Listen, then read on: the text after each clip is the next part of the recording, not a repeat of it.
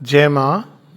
हम लोग Savitri book 1 canto 3 इसमें हैं और श्री अरविंद हमको उन सभी अवस्थाओं से ले जा रहे हैं जो जिनसे वे स्वयं गुजरे हैं और जिससे एक योगी जो उच्चतम कोटि का, क्योंकि यहाँ श्री अरविंद जो आगे बताने वाले हैं वो गीता में इसका वर्णन है समग्रम माम, यानी एक है भगवान को एसेंशियल नॉलेज की, भगवान हैं, ब्रह्म हैं, आप निराकार रूप में, साकार रूप में, इत्यादि इत्यादि, सगुण ब्रह्म, निर्गुण ब्रह्म।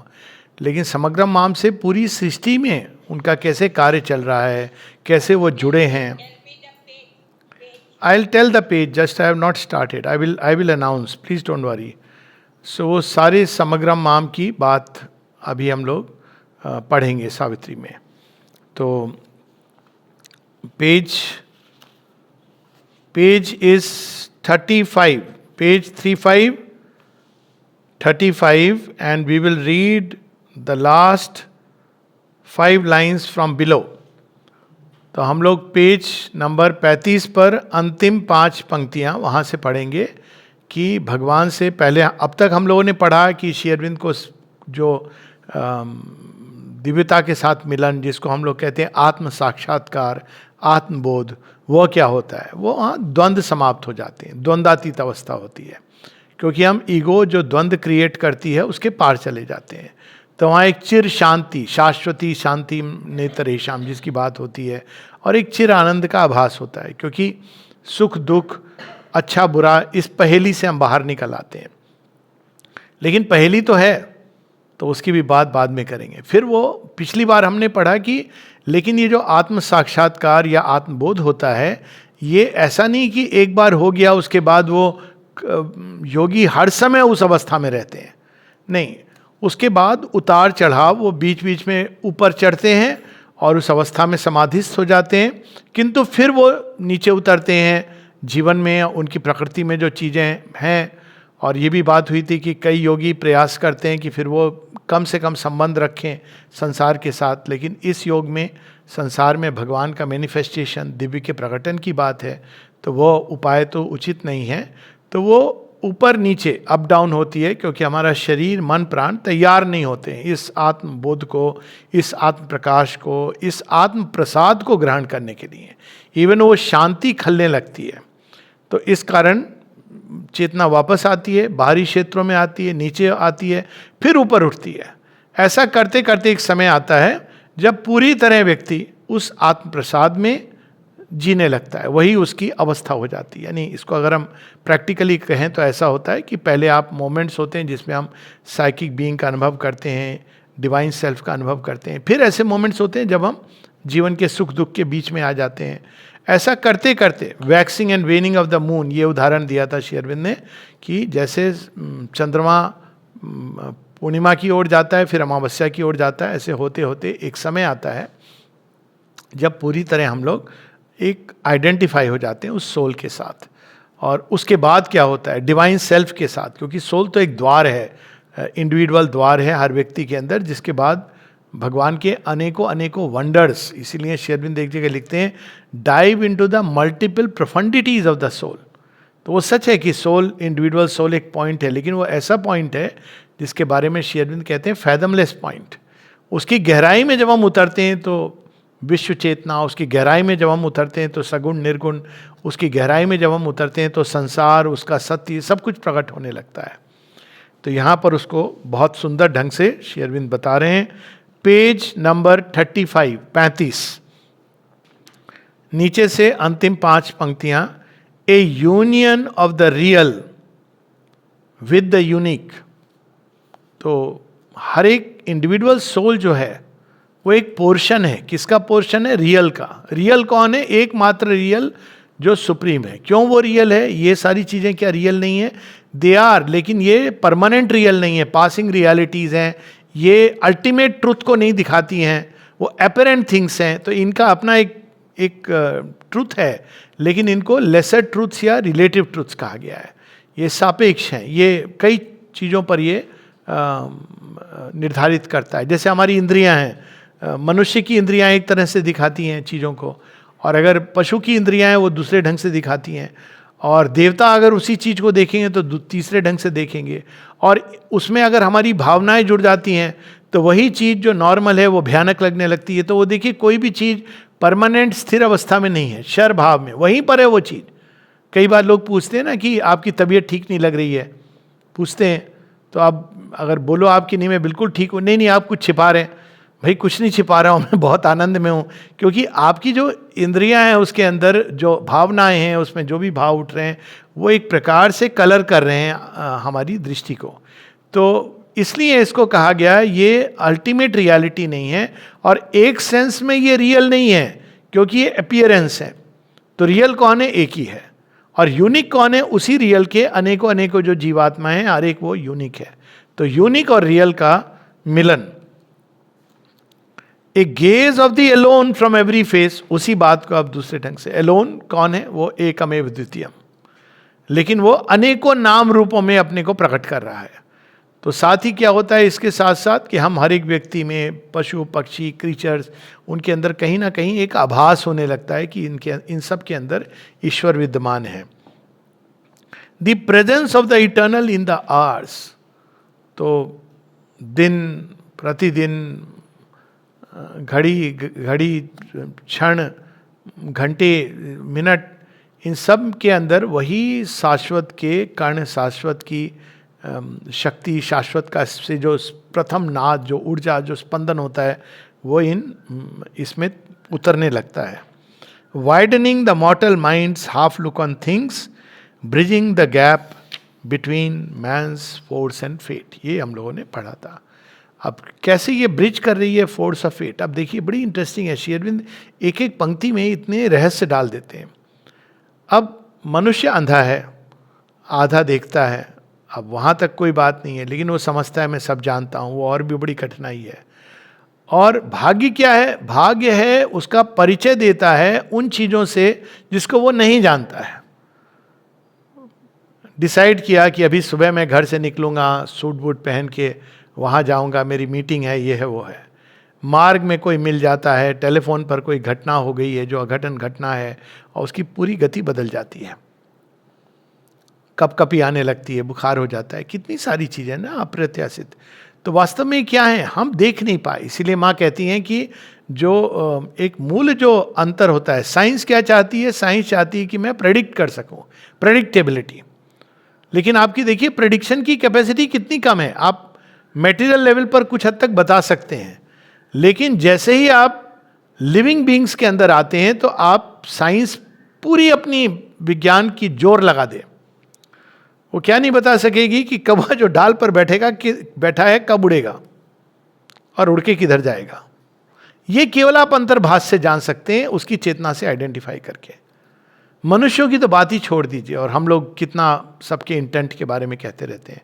और चूंकि हम ये नहीं जानते जो फोर्सेस का प्ले जिसके कारण चीज़ें संसार में हो रही हैं, इसीलिए हम उसको भाग्य कहते हैं। तो भाग्य चांस शब्द की ही तरह पर्याय है इसका कि हम चीज़ों को नहीं जानते, हमारे अज्ञान का एक दूसरा नाम है। लेकिन जैसे जैसे मन के द्वार खुलते रहते हैं, चक्षु मन के खुलने लगते हैं, और जैसे जैसे उनका विजन एक्सपेंड करता है, तो वैसे वैसे हम उन चीज़ों को जानने और देखने लगते हैं जो हम अभी अपनी इस समय अज्ञान की अवस्था में नहीं देख पा रहे हैं। तो फिर क्या होता है? तब हम फेट को जान लेते हैं, और फेट को जानने के बाद उसको बदल भी सकते हैं। कुछ दिन पहले यही बात हो रही थी कि माता जी ने कैसे 50 वर्ष पूर्व ये बात कह दी थी कि पाकिस्तान का 5 भागों में विघटन होगा। अब देखिए फेट, उस समय तो कोई इसको विश्वास ही नहीं करता। उस समय क्या, अगर आप 1990s में भी 2000 में भी ये बात करते तो कोई इसको विश्वास नहीं करता। कहते हाँ ऐसी तो बहुत सारी भविष्यवाणियां आई और चली गई। आज लग रहा है कि यही तो सच है, और हर घटना उस तरफ ले जा रही है। तो bridging the gap between man's force and fate, भाग्य की कॉन्क्वेस्ट का एक ही तरीका है, आत्मज्ञान।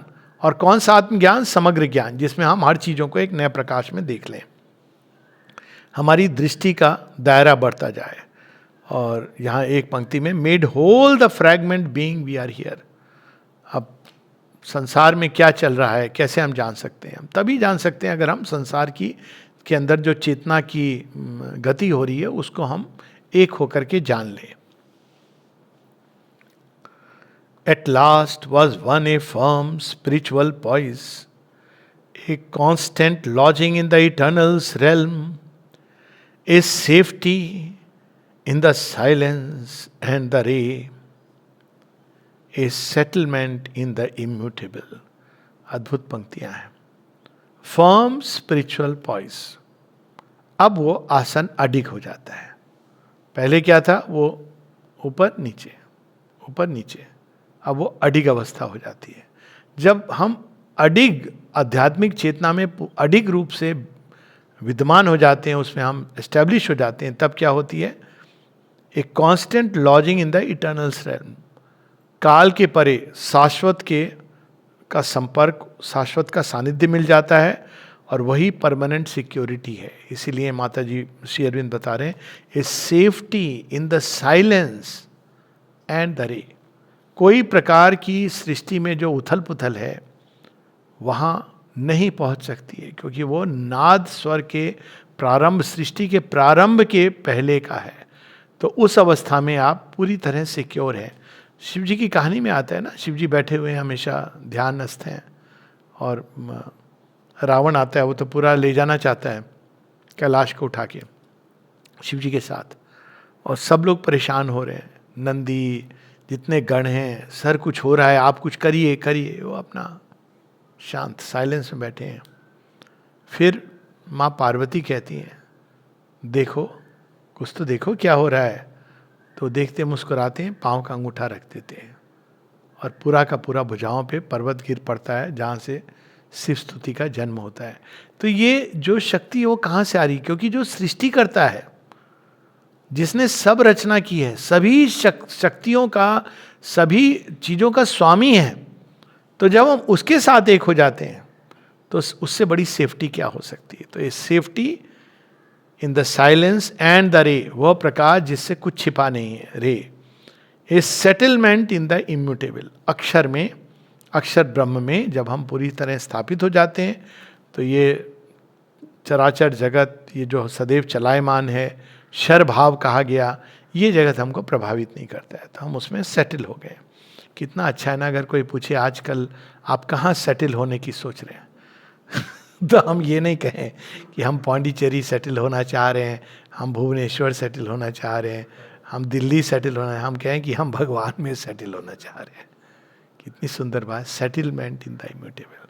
अब भगवान में आप सेटल हो गए तो आप जहाँ भी हैं वही आनंद है. Settlement in the immutable. His heights of being lived in the still self. अब समग्रता की ओर ले जा रहे हैं श्री अरविंद, कि प्रारंभ में क्या होता है कि एक भाग हमारा पूरी तरह उसमें सेटल्ड हो जाता है. कौन सा भाग सेटल होता है? अब आपने देखा होगा कि जब पुराने समय में बस में लोग चढ़ते थे या ट्रेन में, तो अनरिजर्व्ड कंपार्टमेंट बहुत होते थे. तो आप क्या करते थे? आप एक रुमाल डाल देते थे, है ना, खिड़की से, ताकि आपकी जगह है, या आपका कोई मित्र जाके वहाँ बैठ जाता था, और बैठ के बगल में वो एक और कुछ अटैची वटैची रख देता था.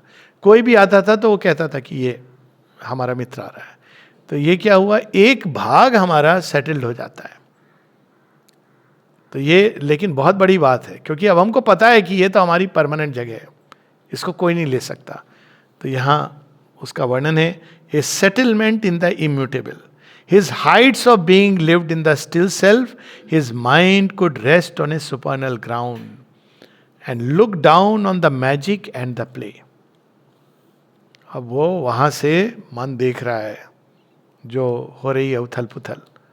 धरती के ऊपर कहीं रोना कल्पना हो रहा है, बिलखना हो रहा है, या कहीं पर युद्ध हो रहा है, कहीं पर शांति हो रही है, कहीं मिलन हो रहा है, कहीं बिछुड़ना हो रहा है. इसका बहुत अद्भुत वर्णन है. श्री अरविंद की कविता है इलियन. तो उसमें सियुस और देवताओं ने निर्णय ले लिया है कि अब ये ट्रॉय को ध्वस्त करना है. अब श्री अरविंद वर्णन करते हैं कि ट्रॉय में क्या हो रहा है.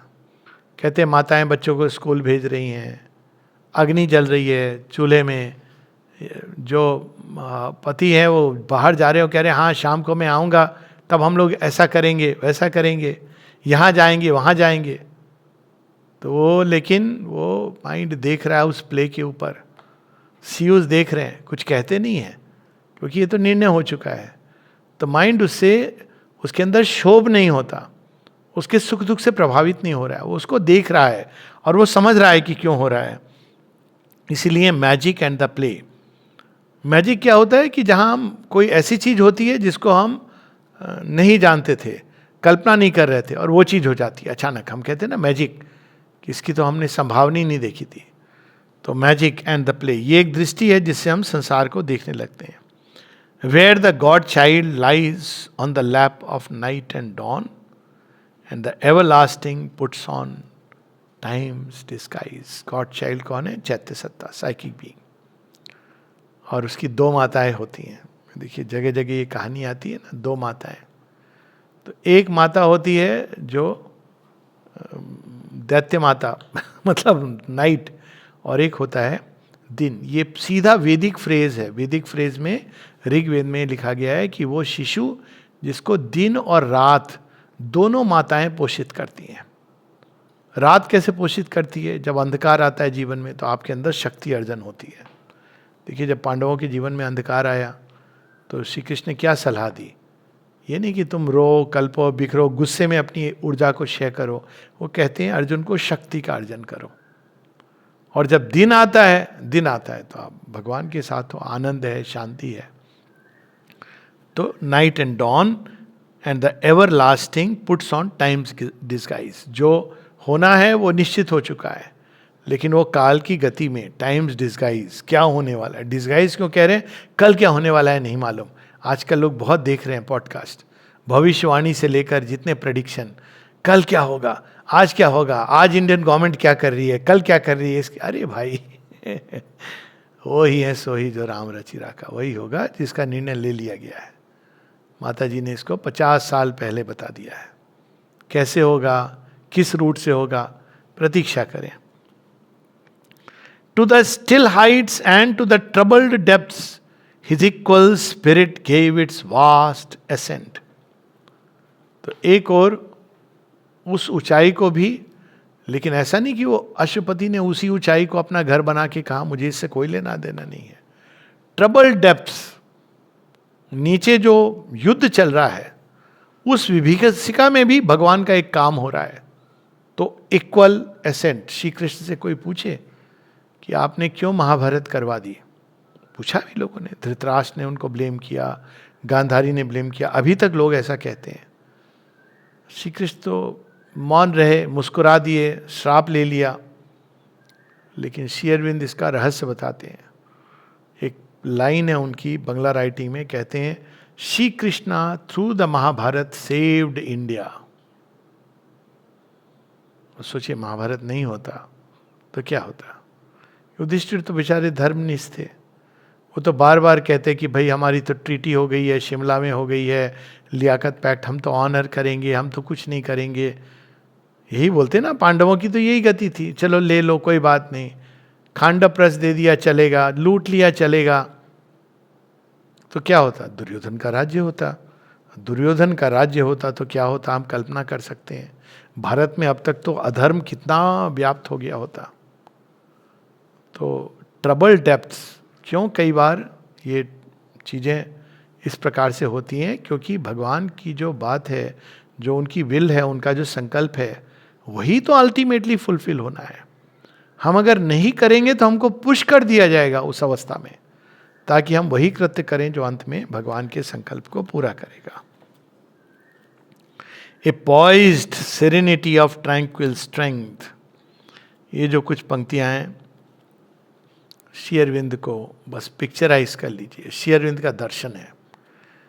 श्री अरविंद के बारे में लोग कहते थे कि उनको देख के ऐसा लगता था कि अगर न्यूक्लियर बॉम्ब भी बर्स्ट होने वाला है, कोई उनको कहे, तो अनटच्ड अनमूव्ड बैठे रहेंगे, मानो कोई उससे प्रभाव नहीं होने वाला है। ये अलीपुर जेल की बात लोग बताते हैं कि इस तरह से श्री अरविंद जब ध्यानस्थ होते थे। तो अब ये 4 पंक्तियां श्री अरविंद का दर्शन हम लोग करें। To the still heights and to the trouble depths.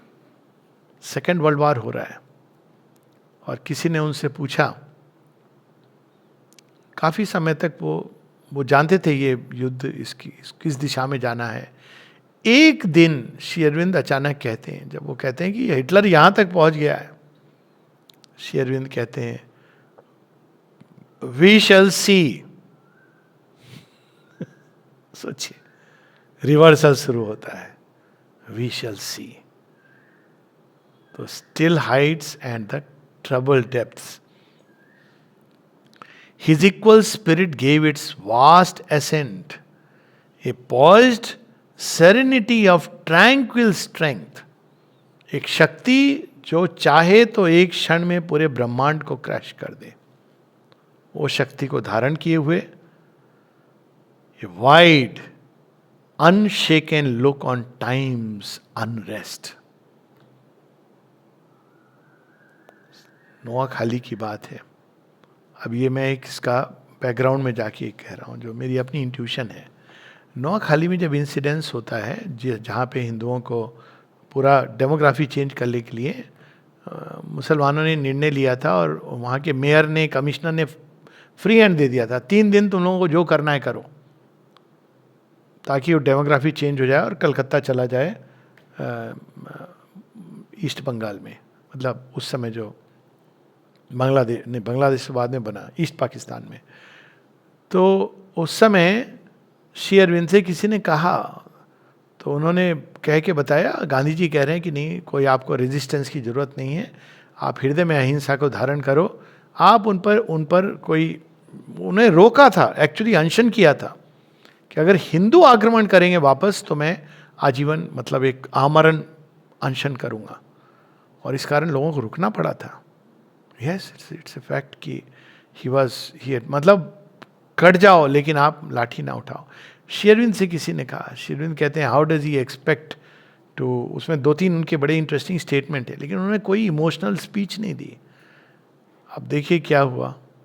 अब कहानी जो बन रही है, फिल्म दिल्ली फाइल्स इसी पर है, बंगाल चैप्टर। उसमें एक व्यक्ति गोपाल पाठा नाम का, वो भी कसाई था, हिंदू था, उसने सारा गैल्वेनाइज किया और एक दिन के अंदर सब कुछ बदल गया। कैसे किया? उसकी शक्ति से तो नहीं ये संभव है। किसने उसके अंदर ये ऊर्जा दी? किसने उसके अंदर ये संकल्प जगाया? किसने उसके बुचर नाइफ को माँ दुर्गा का खड़ग बना दिया? और कैसे उसने सबको ऑर्गेनाइज करके ये चीज की?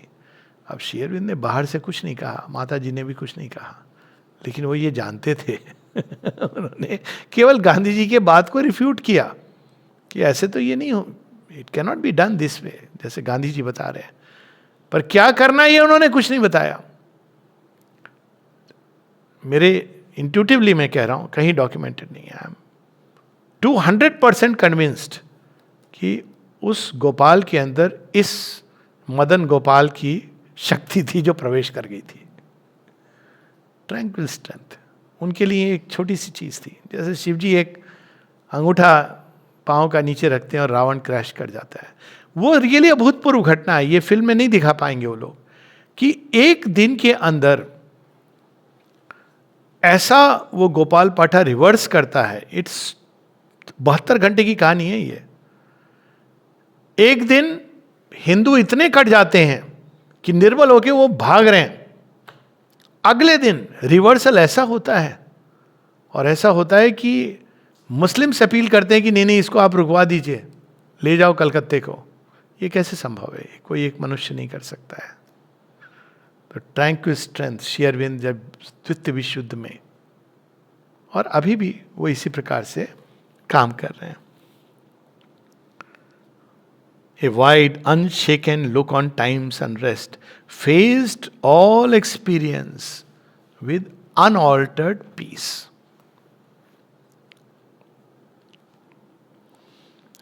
Indifferent to the sorrow and delight, untempted by the marvel and the call, immobile it beheld the flux of things, calm and apart, supported all that is. अब ये क्या बात हुई? भगवान सबको सपोर्ट कर रहे हैं। हाँ, वो सपोर्ट नहीं करेंगे तो हर चीज कोलैप्स कर जाए। वो तो सृष्टि का एक ताना बाना है। अब देखिए, इसको बड़ा इंटरेस्टिंग है। सूर्यो यथा सर्वलोकस्य चक्षु ना लिप्यते चाक्षुषय बाह्य दोषा। सूर्य क्या करता है? आप सूर्य को ऐसे बोल सकते हैं, भैया तुम केवल हम लोगों को, जो अच्छे लोग हैं ना, और हम ही अच्छे लोग होते हैं, हर व्यक्ति समझता है मैं अच्छा लोग, मेरे मोहल्ले में, मेरे परिवार में आप प्रकाश देना, लेकिन वो जो है ना बदमाश, उसको बिल्कुल नहीं देना प्रकाश। सूर्य क्या कहेगा? मुस्कुराएगा, कहेगा हट पर ही। अब क्यों भगवान सबको सपोर्ट कर रहे हैं? यहां पर कहते हैं एवरीबडी गेट्स हिज चांस। हर किसी को शक्ति, हर किसी को ज्ञान दिया है, करो दुरुपयोग, you will reach a point where it will collapse. मां से किसी ने पूछा कि असुर को क्यों जीतने देते हैं भगवान? तो मां कहती है ये उसको नीचे लेके कोलैप्स करने का सबसे शीघ्रतम मार्ग है। आप खुद देख लीजिए, पहलगांव का इंसिडेंस हुआ है। वास्तव में अगर आप देखें तो कौन मूर्ख राज्य होगा, राष्ट्र होगा जो कटोरा लेके खड़ा हुआ है सड़क पर, वो इस तरह का कृत्य करेगा एक ऐसे राष्ट्र के विरुद्ध जहां उसको पता है world conditions are fully with India. Trump वहां बैठा हुआ है यहां पर, मतलब ऐसे समय में कोई महामूर्ख होगा जो ऐसा कृत्य करेगा। ये तो मतलब लिटरली कहते हैं कि आ बैल मुझे मार, यहां तो आ बैल नहीं, आ सिंह मुझे खा खा ले जा पियो के, ले जा बलूचिस्तान, लिटरली इट इज। अब वो कह रहे हैं कि भाई हमारे यहाँ ये समस्या है, वो समस्या है। शायद कहीं ना कहीं सोच रहे हो कि अच्छी ये भारत ले लेगा तो बेटर लुक आफ्टर करेगा हमारी, पर वो एक अलग बात है। भारत इन सबको लेगा नहीं, स्वतंत्र करके छोड़ेगा, क्योंकि वो फिर it will lead to confederation, वो आगे का की बात है, वहाँ तक हम लोग नहीं जाएंगे। तो यहाँ पर है untempted by the marvel and the call. हम लोग कैसे, अरे अरे ये चीज हुई है, चलो देखने चलते हैं, देखने चलते हैं, इसने बुलाया है, उसने बुलाया है, आज इससे मिलना है, आज हमको प्राइम मिनिस्टर ने बुलाया है विशेष पुरस्कार के लिए। अब देखिए वो 1 मिनट का आपको सब तो भगवान का किया हुआ है, लेकिन कितना लोग प्रसन्न होते हैं उस पर, फोटो लगा के रखते हैं कई बार कि हम प्राइम मिनिस्टर से मिले। तो पता है इसका उत्तर क्या होना चाहिए? आप अपने घर में बैकग्राउंड में समाधि का चित्र बना दीजिए बोली हम तो इनसे मिले। कौन है ये? नहीं दिखता ना, यही अंतर है, हम तो इनसे मिले। देखिए, इस भगवान से मिलने के बाद कौन से ऐसे चीज है या कौन है जिससे मिलके आपको लगेगा कि हाँ कोई बड़ा विशेष कार्य हो रहा है? तो यहां पर वो अंश call, marvel and the call, immobile it beheld the flux of things, calm and apart, supported all that is. His spirit's stillness helped the toiling world. ये पूरी ऊर्जाओं का बैलेंस कर रहे हैं भगवान विष्णु की तरह। स्टिलनेस, सो रहे हैं पर सोचेगा नहीं कि सो रहे हैं, पूरा ब्रह्मांड चला रहे हैं। कैसे चलाते हैं? स्पिरिट की स्टिलनेस से। अब अगर भगवान कोई एक साइड अपना पांव रख दें, हाथ उंगली रख दें, तो वो पूरा बैलेंस, लेकिन उससे क्या होगा? इवोल्यूशन की प्रोसेस समाप्त हो जाएगी। ये कुछ इस तरह की बात है कि किसी व्यक्ति को आपने खूब सारा पैसा दे दिया और कहा जाए तू मौज कर, मैंने तुझे सुरक्षित कर दिया। वो क्या करेगा? उस पैसे का दुरुपयोग करेगा। जब वो पैसा अपनी गाढ़ी मेहनत की कमाई से लाएगा, जिसमें उसको टॉयल होगी, उसको करना पड़ेगा, मेहनत करनी पड़ेगी, तब वो उसका मूल्य जानेगा। ये एक कहने की वो चीज है। तो उसी प्रकार से भगवान ऐसे नहीं कि हर चीज में हस्तक्षेप कर रहे हैं, पर वो देख रहे हैं। एक पंक्ति है सावित्री में, बाद में आती है, but there is a guardian power, there are hands that save, calm eyes divine regard the human scene. भगवान देख रहे हैं, कोई हमको चिंता परेशानी की बात नहीं है। Inspired by silence and the closed I site. करिए, विष्णु भगवान का भी दर्शन है। देखिए, इंस्पायर्ड। अब ये कौन सा साइलेंस है? साइलेंस कैसे इंस्पायर कर रहा है? वे चीजें जो अभी अभिव्यक्त नहीं हुई, अनभिव्यक्त के गर्भ में जो पड़ा हुआ है वो साइलेंस है। उसमें अभी स्पंदन नहीं आया, नाद नहीं आया, यानी उसने सृष्ट होना प्रारंभ नहीं किया। तो उस साइलेंस के अंदर कोई चीज आपको इंस्पायर पुश करती है। ये आता है ना ऋग्वेद के 10वें मंडल में कि वो तो नॉन बीइंग अपना, वो था नहीं था कुछ भी नहीं कह सकते। ना दिन था, ना रात था, ना प्रकाश था, ना अंधकार था। तो क्या होता है उसमें एक स्टर उठता है। कौन है? Divine mother. अब फिर वो सृष्टि प्रारंभ होती है। तो इंस्पायर्ड बाय द साइलेंस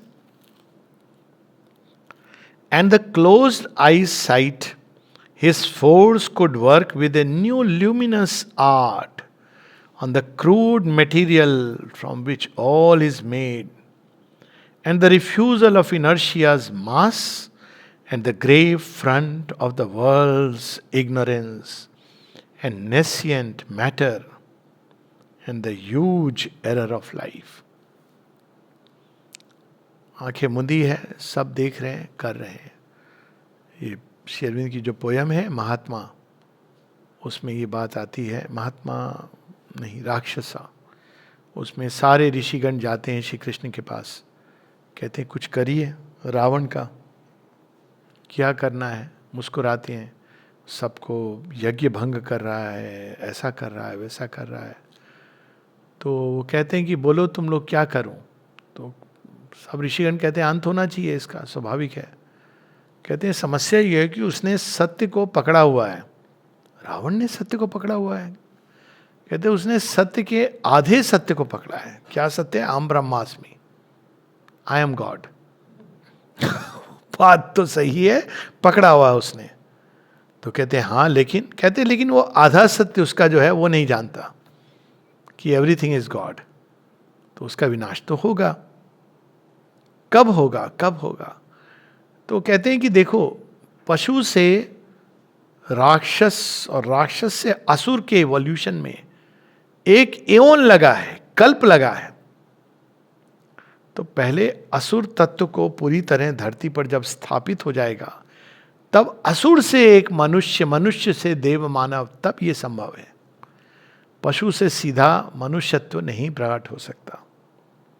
अब आप इसको देखिए, कुछ सेंचुरीज पीछे एम्पायर्स फॉर्म हो रहे थे।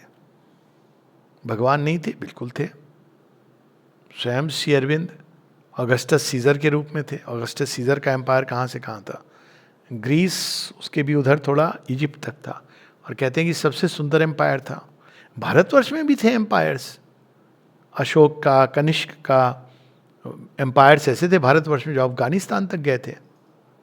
तो ये जो कश्मीर के राजा थे ललितादित्य, इस पर अभी तो बहुत वो भी आया है कि वो किसी ने कहा वक्फ की संपत्ति पर, कि अंपायर से बात याद आ रही कि वक्फ, क्योंकि हमारे पुरखों ने इसको कॉन्कर किया था। तो किसी ने उत्तर दिया, हमारे वामन अवतार ने तो 3 डग में पूरी पृथ्वी, आकाश, पाताल नाप लिया था। तो वो तो तब से हमारा है। अब आपके पुरखों का क्या कहें? हमारे तो वामन अवतार ने, हम रिक्लेम करेंगे कि भाई वामन अवतार ने ही सब ले लिया था ना। हमारी तो किताबों में लिखा है, डॉक्यूमेंट है हमारे पास, पुराणों में इसका वर्णन है और हम सब इसको मानते आए हैं। तो हम तो फिर सारी धरती क्लेम कर ले। कहने का अर्थ ये कि वो देखते हैं ये एम्पायर्स। अब श्री अरविंद इसको बताते हैं। जब पहली बार मैंने पढ़ा था तो मेरी आंखें, तो कहते हैं खुली की खुली रह गई कि एम्पायर जब बनते थे ना, कितना विनाश होता। मुगल एम्पायर, इसको भी आप देखिए, ब्रिटिश एम्पायर। तो वो क्या कहते हैं, ये एक अवसर दिया गया था पृथ्वी को तैयार होने के लिए, अल्टीमेटली वर्ल्ड यूनिटी के लिए। तो वर्ल्ड यूनिटी का जो अज्ञान में प्रयास था वो एम्पायर्स के थ्रू था। तो इससे क्या लाभ हुआ? इससे लाभ ये हुआ कि मेलजोल बढ़ा। भारत में एंग्लो इंडियन बोल के कुछ लोग आए, कुछ उर्दू भाषा गए, कुछ वहाँ पे ले गए हमारी सभ्यता को। अमेरिका में लोगों ने गीता पढ़ना प्रारंभ किया। अब क्या हुआ, ये पहला वो था। एक बड़ी इंटरेस्टिंग किताब है, अमेरिकन वेद, किसी ने लिखी। कैसे ये जो परस्पर संपर्क हुआ, बड़ा पेनफुल है, लेकिन इसके कारण संसार एक दूसरे से परिचित हुआ। जैसे आप होते हैं ना, पड़ोसी कौन है आपके, जानना चाहते हैं, एक नए मोहल्ले में जाते हैं, तो आप पड़ोसी के पास चले गए, अब पड़ोसी ने आपको देखा, डील डॉल देखा तो घबरा गया या आप घबरा गए, लेकिन आप पास में रहेंगे, मिलेंगे जुलेंगे, एक दूसरे को जानेंगे, फिर कॉमन समस्याएं होंगी जिनमें आप एकजुट होंगे। तो उसी प्रकार की चीज भगवान ट्रबल्ड डेप्थ्स को भी अपनी स्वीकृति देते हैं, टर्मोइल को, जो उथल पुथल हो रही है। और इसी कारण चूंकि ये संसार आसानी से नहीं मानता है, इस कारण उसको इसके रौंदा जाता है भगवान बलराम के हल के नीचे। आप देखिए, एक समय तक भारतवर्ष के अंदर बहुत सेक्युलरेट था इंडिया। पढ़ें अगर भारत का इतिहास तो जब बर्बरताएं फैली थी बाहर, भारतवर्ष में तो कितना अद्भुत वेदों का गान हो रहा है, उन्नत सभ्यता है। ट्रॉय के साथ भी यही था। तो क्यों ये सब होता है? क्योंकि भाई आपको मिलना है, ये इस ज्ञान को जाना है। और इसलिए ये जब प्रारंभिक कांटेक्ट होता है तो रेसलिंग कंपटीशन होता है, तब इसको क्लैश ऑफ सिविलाइजेशन कहते हैं। बाद में ये क्लैस्प ऑफ सिविलाइजेशन बन जाता है। तो इसी की बात हो रही है। As a sculpture chisels a deity out of stone, he slowly chipped off the dark envelope. अरे वाह, ऐसे माता जी का काम ऐसे ही है। हम लोगों को पहले पता नहीं होता कि क्या क्या अंधकार में है। हम तो बहुत अच्छे हैं, संसार में सबसे अच्छे हैं। भगवान थोड़ा चिपिंग करते हैं, कहते हैं अरे हमारे अंदर ये गंदी चीज कहाँ से आ गई है, रुक जाओ। फिर धीरे धीरे चिपिंग करते करते देव मूर्ति प्रकट होती है। अच्छा, ये बना रहे थे आप? तो कहते हैं हाँ, इसीलिए श्रद्धा समर्पण इसलिए आवश्यक है। तो चिपिंग की जो प्रोसेस है, जैसे एक स्कल्पचर मूर्ति को गढ़ता है हार्ड मटेरियल रॉक के अंदर से, उसी प्रकार से भगवान हमको गढ़ रहे हैं। ये अशुपति देख रहे हैं, उनको ये चीज स्पष्ट हो जा रही है कि अच्छा, किसी को बहुत पीड़ा से कोई गुजरता है तो लोग कहते हैं ना, भगवान आप करते क्यों नहीं हो कुछ? हो रहा था ना ग्वाल बाल, इतना राम जी आए, कितना कुछ हो रहा था उस समय, करते क्यों नहीं हो? तो भगवान क्यों नहीं कर रहे हैं? वो तैयार कर रहे हैं।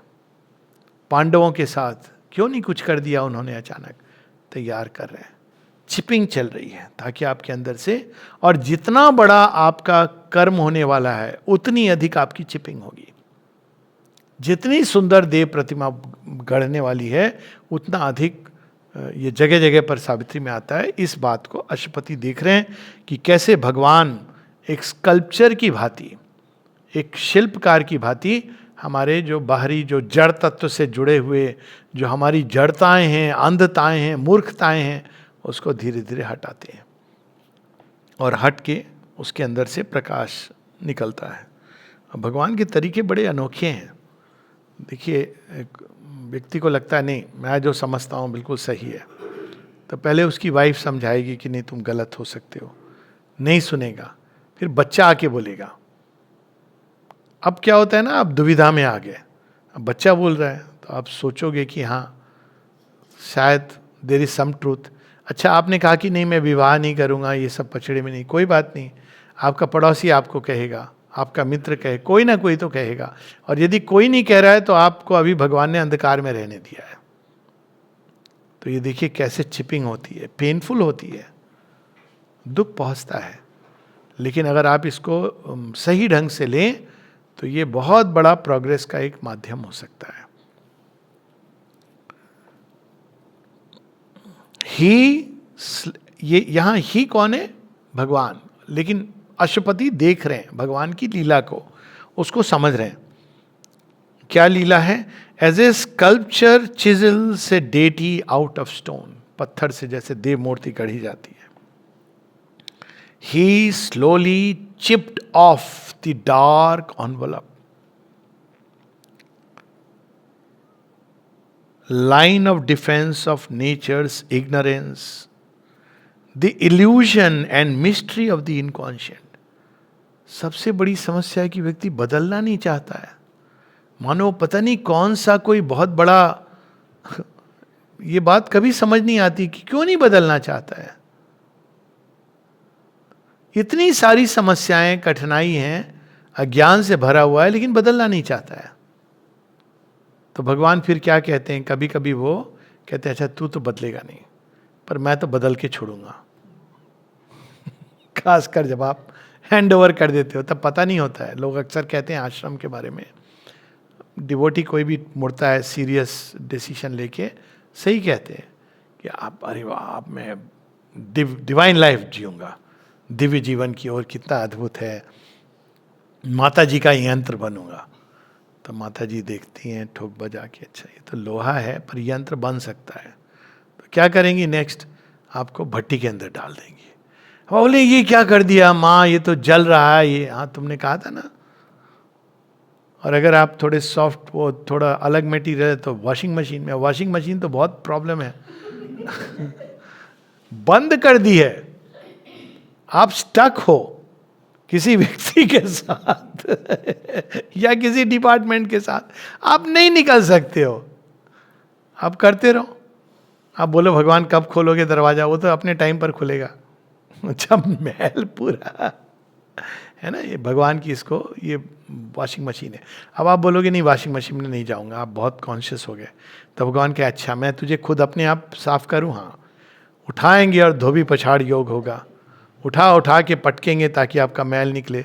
तो आपको समझ नहीं आएगा कि कौन सा ऑप्शन बेटर है तो उसका क्या उपाय है, श्रद्धा और समर्पण। स्कल्पचर है, शिल्पी हैं, गढ़ रहे हैं हमारे अंदर से देव मूर्ति। कौन से हम कोई बड़े महान व्यक्ति हैं कि हमको आगे कुछ नहीं बनना है, भगवान बनना है भाई, बहुत दूर का रास्ता है। तो यहां पर उसकी बात हो रही है। The illusion and mystery of the inconscient. Inconscient क्या बताता है, जड़ता में बांध देता है, हम जैसे हैं वैसे हैं। एक गाना भी था ना, मैं जैसा हूं वैसा हूं, मैं ऐसा ही हूं, मुझे आप ऐसे ही एक्सेप्ट करिए जैसा मैं हूं। भैया मैं तो कर लूंगा लेकिन संसार है तो ये जो चीज है ना, ये क्या करता है, इनकॉन्शियंट आपको, सरफेस पर्सनालिटी को हम समझते हैं कि यही सब कुछ है, और उसी को हम पूरे संसार में स्टैंप करना चाहते हैं, बच्चों के ऊपर, वाइफ हस्बैंड के ऊपर, सब पर, कि मैं सही हूं। सारा संसार कह रहा है आप गलत हो, सर आप रॉन्ग साइड ऑफ लेन में आ रहे हो, आप गलत लाइन में चल रहे हो, नहीं बाकी सारे गलत लेन में चल रहे हैं, मैं सही हूं। तो ये है इस कारण भगवान की जो मिस्ट्री, इसलिए कहते हैं इल्यूजन पता है आप गलत हो लेकिन आपको नहीं पता है, तो illusion and mystery of inconscience, of the inconscient, in whose black pall the eternal wraps his head that he may act unknown in cosmic time.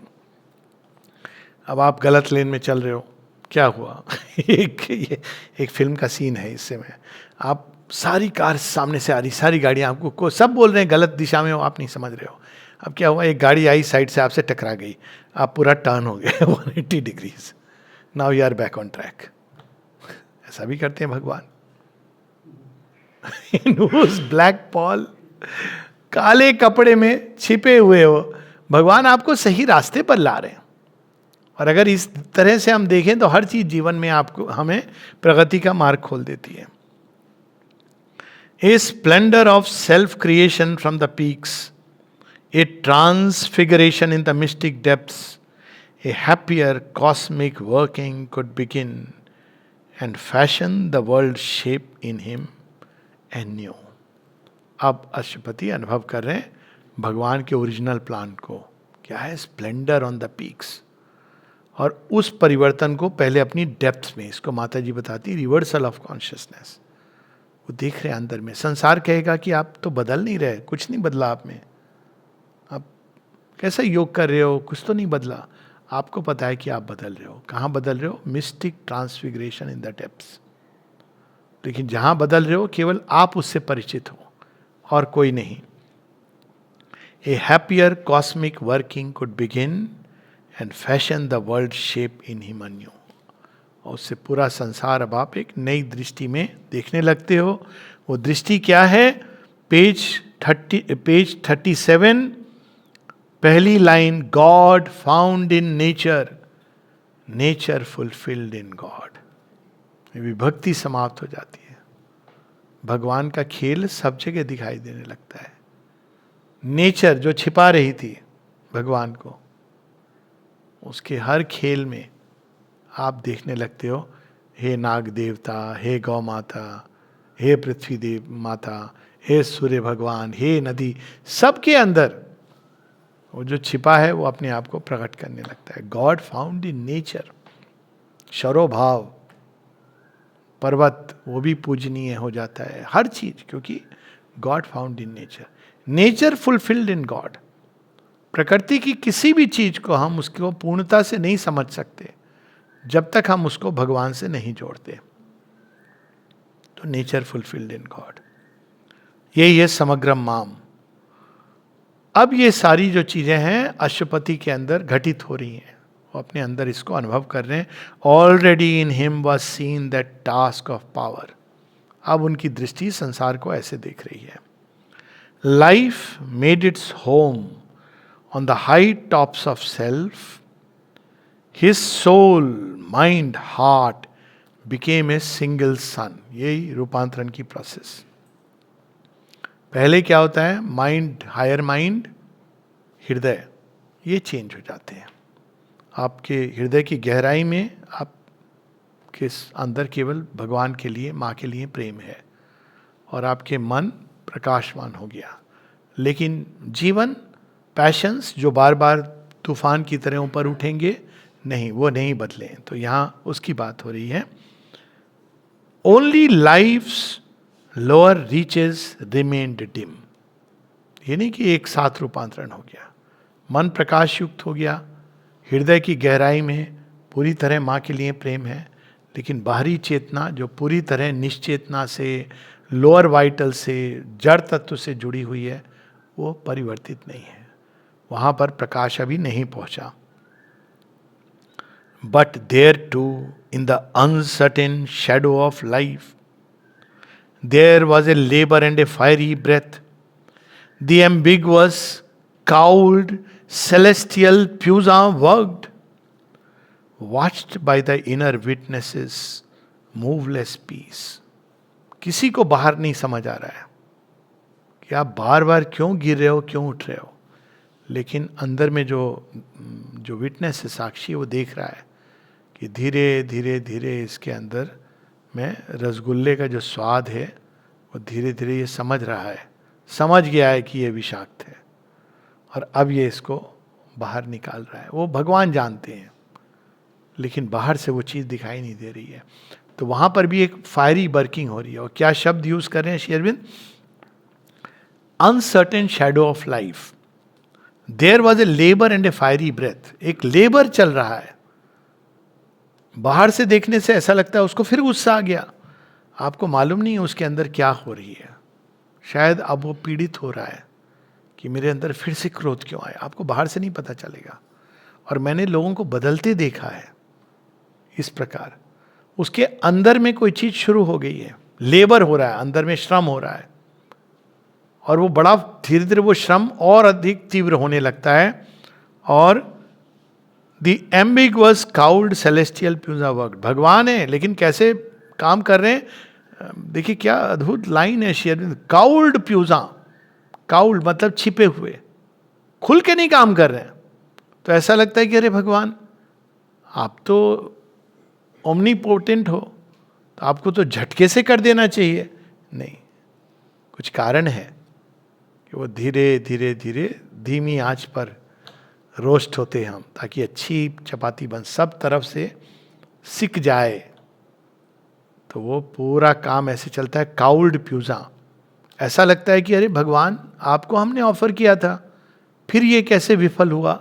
1000 बार भी हो सकता है, क्योंकि आपके ऊपर उतना ही बारीक काम करना है। तब तक, जब तक आपकी एक एक नर्व फाइबर ट्विच नहीं करे, क्रोध का उसमें एक अंश नहीं आए, जब तक कि भय पूरी तरह निचोड़ करके बाहर ना हो जाए। तो ना, गन्ने का जूस बना रहे हैं भगवान पहले मशीन में डालते हैं। अब हुआ है कभी जब बहुत धूप हो, आप अधीर हो रहे हो, अरे भैया दे दो, वो लेकिन नहीं देगा आपको, वो फिर उसको मोड़ के डाल रहा है, फिर चला, अब दे देगा, नहीं, फिर मोड़ रहा है, लास्ट में वो आप कहते हैं क्या, दे दो मैं पी लूंगा, नहीं आपकी बात नहीं है, उसको अपने गन्ने को पूरा निचोड़ना है। तो वो धीरे धीरे होगा ना, एक बार में नहीं निचोड़ता है। तो हम सब उस गन्ने की तरह हैं जो बड़ा कठोर है, चबाया नहीं जा सकता, लेकिन भगवान के रस से भरे हैं। तो वो जो निचोड़ने की प्रोसेस है वो यही प्रोसेस है, धीरे धीरे करके। तो काउल्ड प्यूजा, मशीन में तो वही शक्ति है ना, लेकिन वो एक बार में नहीं निचोड़ रहा है, वो धीरे धीरे वही पावर से चली नहीं, मशीन की पावर बढ़ाई जा रही है। वही मशीन से गुजर गुजर के आप देखिए धीरे धीरे गन्ने का पूरा जूस या कपड़ा साफ होता है, निचोड़ निचोड़ के आप उसको क्लीन करते हैं। तो इनर विटनेस उसको देखता है, इसलिए शांत रहता है। जब ये आपके अंदर शांति आ जाए, उठा पटक से भगवान की, आप किसी तरह से विचलित नहीं हो, आप देखें कि भाई ये माँ काम कर रही मेरे अंदर, और अपनी अभिप्सा को बनाए रखें, समर्पण को बनाए रखें, that means one is now पूरी तरह एस्टैब्लिश्ड इन दैट, क्योंकि आप जानते हैं कि ये इसकी प्रोसेस है। Even on the struggling nature left below, strong periods of illumination came. Lightnings of glory after glory burned. Experience was a tale of blaze and fire. Air rippled round the argosies of the gods. Strange riches sailed to him from the unseen. Splendors of insight filled the blank of thought. Knowledge spoke to the inconscient stillnesses. Rivers poured down of bliss and luminous force. Visits of beauty, storm sweeps of delight rained from the all-powerful mystery above.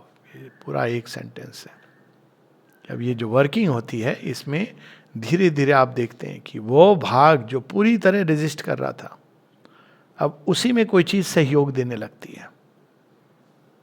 वो भाग ही कहने लगता है कि नहीं, you don't want it. उस भाग के अंदर उसकी बिल्कुल चेंज हो जाएगा, वो जो उसके अंदर जो एक डिस्टॉर्टेड मूवमेंट था वो चेंज होने लगेगा, और अपने आप उसकी जगह पर, आप क्रोधित होते थे, अब क्रोध की जगह एक अलग करुणा जाग रही है। आपको खुद लगेगा कि अरे ये कैसे हो रहा है मेरे अंदर।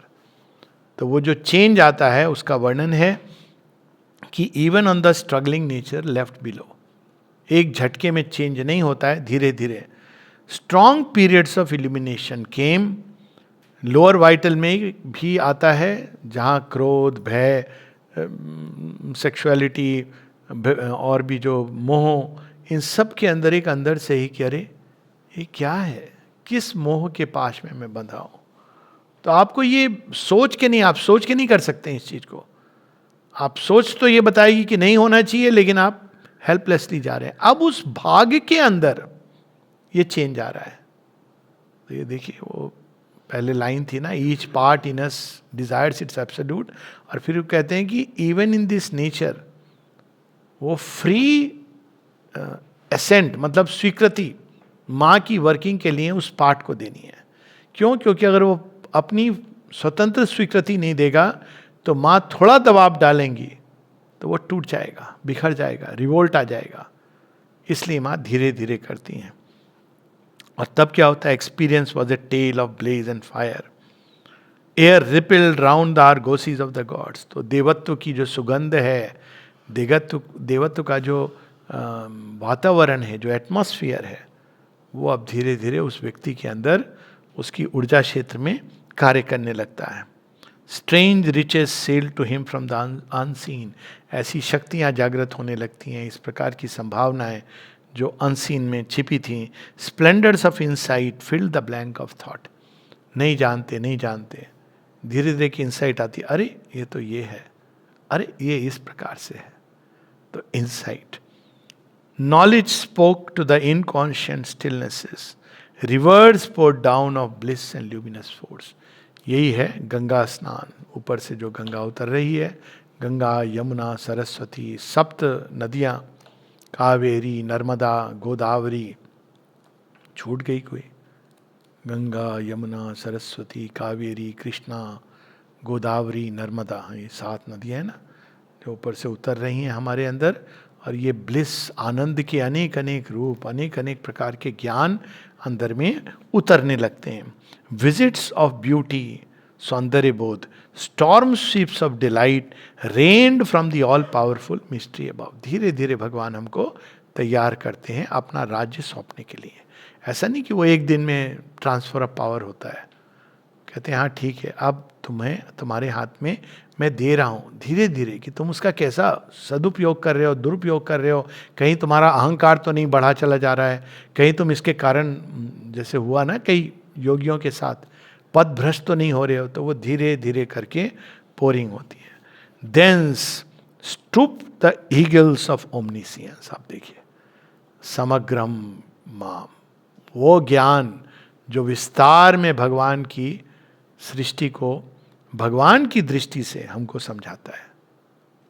Stoop the eagles of omniscience. भगवान की दृष्टि बड़ी भिन्न होती है. संसार की दृष्टि में कोई चोर हो सकता है, भगवान की दृष्टि में वो वाल्मीकि छिपा हुआ है. अब आप क्या करेंगे? तो ईगल्स ऑफ ओमनिसियंस जो एकदम अलग ढंग से हमको परिचय करवाते हैं. A dense veil was rent, a mighty whisper heard, repeated in the privacy of his soul, a wisdom cry from rapt transcendences, sang on the mountains of an unseen world. The voices that an inner listening hears conveyed to him their prophet utterances and flame-wrapped outbursts of the immortal word and flashes of an occult revealing light approached him from the unreachable secrecy. ऐसे अर्थ जीवन में प्रकट होने लगते हैं, ऐसा ज्ञान प्रकट होने लगता है हर चीज के पीछे, कि धीरे धीरे आप, जिसको कहते हैं ना, वो एक शब्द यूज होता था पुराने समय में, ब्रह्मवादिनी. तो ब्रह्मवादिनी केवल वो नहीं है जो ब्रह्म के बारे में कह रहा है या वेदों की व्याख्या कर रहा है. धीरे धीरे उसकी वाणी जो कह रही है वो ब्रह्म वाक्य है. सुना है ना हम लोगों ने शब्द ब्रह्म वाक्य. उसकी वाणी के अंदर वो सामर्थ्य आ जाता है, उसकी वाणी के अंदर वो सत्य प्रकट होने लगता है. वो जो कह देता है वो सत्य होता है.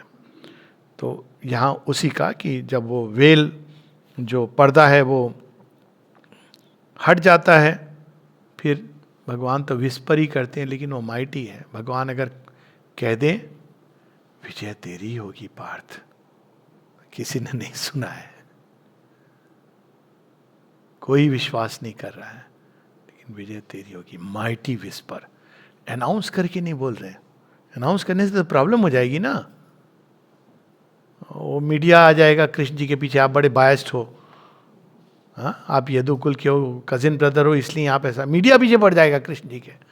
कृष्ण जी किसी को नहीं कहते हैं, केवल पार्थ को कहते हैं. अर्जुन, डिसीजन हो गया है. वो पूछ भी नहीं रहा है क्या डिसीजन, जीत तो तेरी होनी है.